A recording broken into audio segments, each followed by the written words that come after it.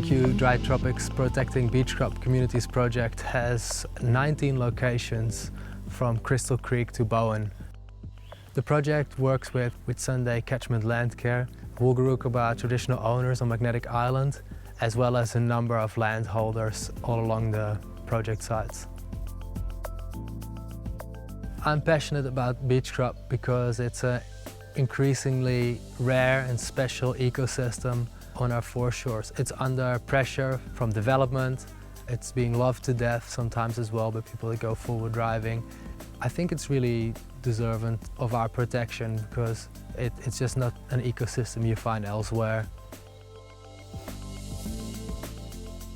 Beach scrub is pretty important for controlling erosion and minimizing a lot of damage due to nice king tides, cyclones, those kind of big disturbances that tend to happen.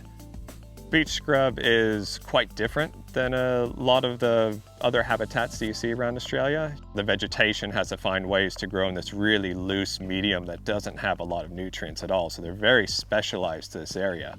And due to that, the fauna that live here have to be specialized to live off that vegetation. You will get a lot of unique things that just like to live near the coast here in this habitat. Today we're out here at Beach Scrub Community just north of Townsville. We're doing some rapid fauna assessments with some different techniques to try to figure out what's using and inhabiting this area. We have quite a few different techniques to identify what fauna are living and moving in this type of habitat. We have some active traps. We have cage traps, which are quite big to get bigger fauna. We have funnel traps for little things like lizards to run into and snakes. We also have motion sensing cameras that we put out. We have bat detectors and Elliott traps, tiny cage traps for very small mammals. It's always exciting on these baseline surveys. You get to get up at the crack of dawn, get out here before the sun's up to ensure that all the animals that are in these traps aren't getting too hot. Run around, check all the traps, anything that's there you quickly ID it and then let it go before it gets too stressed.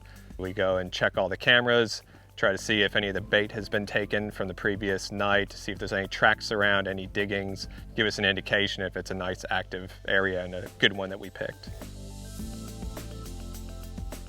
There's been some really good animals that we've caught during these trips. In our initial survey, we found a Frill Lizard, which is just very iconic for North Queensland. It's a very beautiful species.